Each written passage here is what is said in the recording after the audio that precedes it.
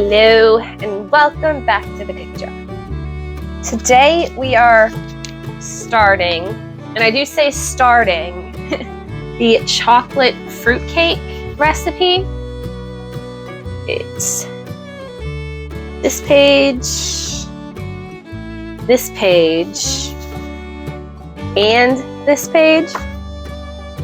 It takes about 3 weeks, it says, to make, which the bulk of the work is today. And then apparently we wrap it in cheesecloth, soak it, which is soaked in brandy, and then we put it in a bag in the fridge, and we take it out every week and we soak it again for 3 weeks. So there's a lot of ingredients and a lot of steps to this recipe. And I don't think I've ever actually made something that's this intensive.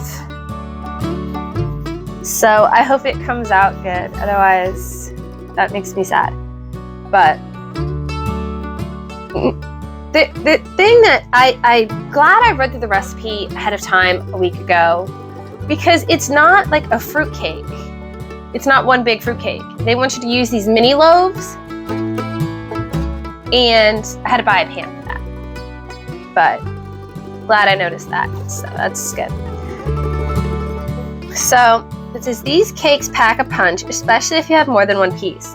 If you're planning to give them as Christmas gifts, bake them at least 3 weeks ahead of time, preferably right after Thanksgiving. What you're gonna do is you're gonna preheat the oven to 300, and then it says you want 3 sticks melted butter, 1.5 cups, 3/4 pound, 4 cups white sugar, 8 beaten eggs, just whip them up with a fork, 2 teaspoons of baking powder, 1 teaspoon of baking soda, 1 teaspoon of salt, 1 teaspoon of ground nutmeg, half a teaspoon of cardamom, or 1 teaspoon cinnamon, but cardamom's better, half a cup unsweetened baking cocoa, half a cup molasses, 1 cup milk or light cream, 4.5 cups of flour, you don't have to sift it, 1 cup brandy or rum. You'll need an additional cup or 2 for the wrapping.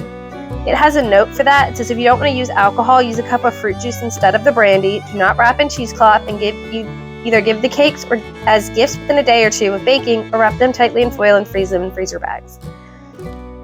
I wanted to be traditional to the recipe, so I got brandy. 1 cup chopped dried apricots or any chopped dried fruit. I went with apricots because that's what it says. 2.5 cups chopped nuts. I used walnuts. That's what I had in my kitchen. 1 cup chocolate chips. I used milk. 1.5 cups coconut flakes, and then cheesecloth to wrap cakes. It also has a note with that as well. At the back of the recipe, it says cheesecloth. It says cheesecloth has gotten really expensive. If you can't find any on sale, I substituted 1 thickness of unbleached muslin from the fabric store. Just wash the muslin in hot water with no soap and dry it in your dryer. Cut it into lengths after washing and drying. It'll shrink in the washer and dryer, and it'll work almost as well as the cheesecloth. I don't know how old that is, or if that was specific to a certain area, but I found cheesecloth at Food Lion for like $3. So I don't know about all that. It says spray 8 baby loaf pans with Pam or other nonstick cooking spray. It says my pans are stamped 5 3/4 by 3 by 2/8 on the bottom.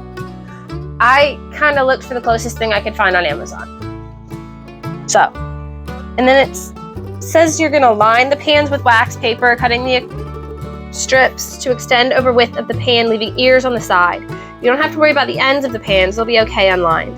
Spray the whole thing again with Pam or other nonstick cooking spray, dump in some flour and swish it around, and then dump it out with the excess. I just got the nonstick spray with the flour already in it, so that's what I'm gonna use. And then, you know, it's got you melting and mixing and all that. And then once all that's good, you're gonna bake it off at 300 for an hour. You're gonna remove it, you're gonna let it cool for 10 minutes, you're gonna take them out, you're gonna give them another 10 minutes, you're gonna take off the wax paper, and then you're gonna soak, which it does say open a window near your work surface. This sounds silly, but you can get pretty lightheaded during the next steps as it involves some powerful fumes. So, basically you're gonna put the brandy in a bowl, you're gonna cut the cheesecloth up, fold the cheesecloth over its double thick, and cut lengths that are long enough to wrap around the cakes. You're gonna take the cheesecloth one at a time and dip it in the brandy. And then you're gonna wrap that around your cakes and place those in a gallon freezer bag, which you're gonna store in your fridge for 3 weeks. Taking them out after every week to add more brandy to the cheesecloth. I use a small bowl baster so I don't have to unwrap them. And then it says, if you give these cakes for Christmas, just take them out of the refrigerator, leave the cloth on, and wrap them in saran wrap. Then wrap them again in foil and stick a bow on top. These cakes are wonderful sliced and topped with ice cream. Let's get into the kitchen where I have everything all laid out, and it is a lot. When it's all laid out, it looks a lot. So let's get in there and get started. So here's the pan I found. It is by Wilton. They're just little ones. So, and then here is everything we're going to be using today. So we have our melted butter in our bowl. We have the tray sprayed, lined, and sprayed again with the flour things. So the next thing we want to do is, it says melt the butter in a large bowl, which in the ingredients it says melted butter as, so we're good. The next thing we're gonna do, to our 3 sticks of butter, we are adding the 4 cups of white sugar. It seems like an awful lot. So already it's, I think this is gonna be one of those recipes that's too big for my bowl. I'm predicting that now. So it says once it's cooled off, which it already is, we're going to add our 8 eggs. Which, again, seems a lot. Next, we're adding the 2 teaspoons of baking powder, the teaspoon of baking soda, the teaspoon of salt, the teaspoon of nutmeg, and the half a teaspoon of cardamom. Gotta scrape down the side of the bowl real quick. The next thing going in is the half a cup of the unsweetened cocoa. Oh. Yeah, we're gonna have to. I think we finally got it mixed in to where it's staying in the bowl. I'm not. It did not want to stay in the bowl at all. My goodness. And this is super sticky, just so y'all know. Super sticky. We were doing so good until we got to the cocoa powder. The next thing going in is the molasses and the milk. So that's a half a cup of molasses. I don't know if it's me, I don't know if it's this day, I don't know if it's this recipe, but I am just making messes, y'all. That's half a cup of the molasses and a cup of milk. And I think my original assessment is there's no way this is gonna fit. It is gonna fill quite well. Add the flour cup by cup, stirring after each addition. Then add the brandy and mix some more. Oh, flour. Is anybody else seeing the fact that 4.5 cups of flour is not gonna fit into here? I don't know what we're gonna do.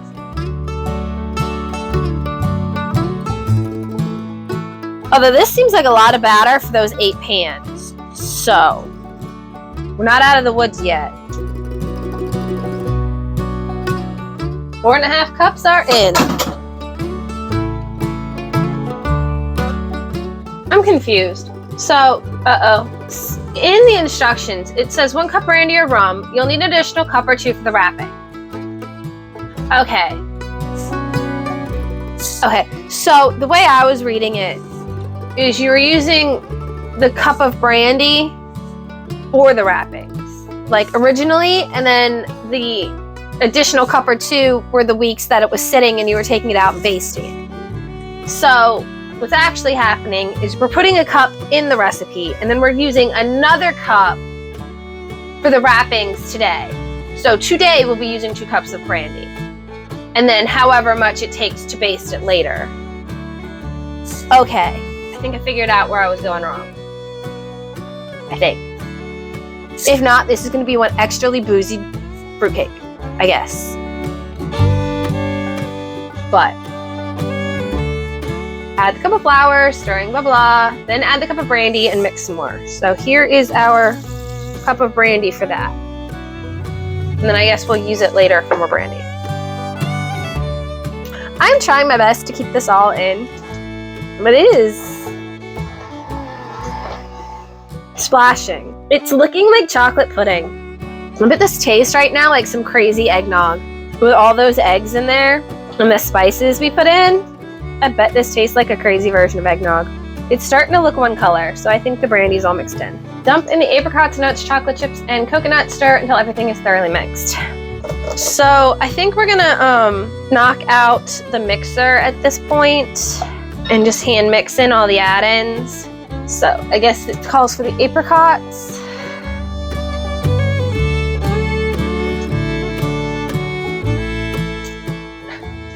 The nuts. So that's a cup of the apricots, 2.5 cups of nuts, 1 cup of chocolate chips, and 1.5 cups for the coconut flakes. And I am calling complete and utter baloney that all of this is gonna fit in this. There's no way. There's no way. Now it says to take these and fill them 3/4 full with batter. This batch should make 8 or 9 mini cakes. I'm just trying to think of the best way, because picking this up and pouring it in is not going to go over well. I think what I'm gonna do is I'm gonna take this 1/2 cup and dump it in, and we'll see how full they end up getting. I feel like 1/2 cup fits these almost perfectly, but that also definitely means that this is gonna end up being a lot more than it needs to be. I'm not sure what that means in the long run. The batter, if I pull out a large loaf pan, or if I make another set of these, because you can just eat them straight if you don't want to wrap them and do all that. Here is 8 mini loaves for the size that they claimed. Here's how much we have left over. Something does not add up, but these are gonna go in at 300 for an hour. So here are my little mini loaves. How they came out. The next thing it wants is a cup of brandy in the bowl.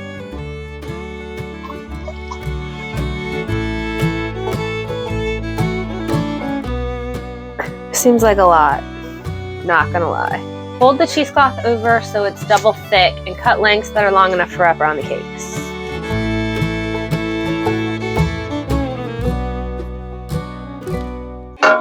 Try to minimize mess a little bit anyway.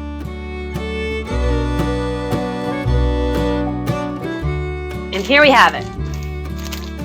These are gonna sit in the fridge for a week, and then we will take them back out, coat them in more brandy, put them back in the fridge for a week. So what I did with the rest of the filling was I put it into these 2 bread molds, just regular loaf pans. They came out okay. So I cut a piece out of the one that was falling apart. That's why it looks like that. But it's got a nice brown color to it. And of course the outside bits and the pieces in the tin are nice and crispy and crunchy. I personally think this is really, really good. It's got a really deep chocolatey flavor. The brandy's there, but it's subtle. I'm sure it's not going to be as smack you in your face as the ones that are going to be marinated and coated in the brandy the next 3 weeks. But for just something that was a whole bunch extra that I threw into some loaf pans and baked off, I like it a lot. I don't know if I like this better or if I like the one that sits for 2 weeks better. But if it improves with age, then the ones we made today that we set in the fridge are going to be mwah. I'm excited for it. So it has been a week. They've been sitting in the fridge for the last week. And now it's time to baste them, which I broke my little baster, so I'm using this little thing. Just kind of, doesn't exactly say how to do this. So I'm just gonna try to cover it as best I can. Hopefully everything gets nice and soaked through. And they don't look much different than they did a week ago. All right, and now we'll just put them back in their Ziploc bag and we'll check on them again in a week. So here we are, week 2. I'm just gonna do the same thing, sucking up the brandy and squirting it on them. Now, these are still very, very wet from last time. So I don't know how much it really needs to be soaked again, but we're gonna do it anyway. All right, now they're gonna go back in the bag for another week and they should be ready. So it has been 3 weeks since we've made them. They've been soaking this whole time. This is it wrapped up. Here is what we got. These are very wet. Like, I feel like I'm gonna bite into this and be drunk wet. Honestly, it's been so long. I kind of forgot what was in here. I smelled chocolate and alcohol. Like, not even brandy, just alcohol. All right, cheers.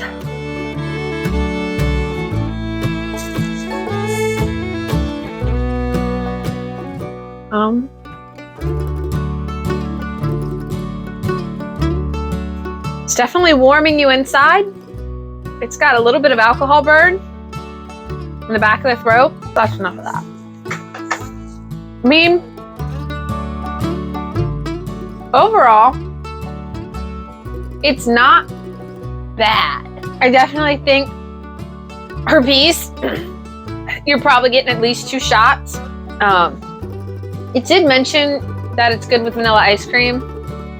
I wish I had thought to pick up some to test that. I kind of feel like it would work well, especially if you heat it up. I'm not personally a fan of this, but I'm not really a big fan of raw alcohol. I'm not a shot person, and I kind of feel like you need to be a fan of this kind of fruitcake. But I could take it or leave it personally. Now, next week we are making the coffee cake recipe, which has me slightly iffy because I personally have never seen a coffee cake recipe that requires fruit. And this says 3 cups fruit. Could be canned, could be fresh, could be frozen. It doesn't specify. So I got a bag of mixed fruit, like in the smoothie section. I'm gonna take 3 cups out of that. And I was flipping through the recipe yesterday. It was like, if you have apples or pears or something else, I can't remember. I'm just like, this is an odd mix. And I don't ever remember having a coffee recipe with fruit. So I'm already befuddled. But we will make it, we will see it, we will try it, and hopefully it is good. These recipes got me going, I don't know. Whew. But I hope you lovelies have a nice week. I will see you next time. Bye guys.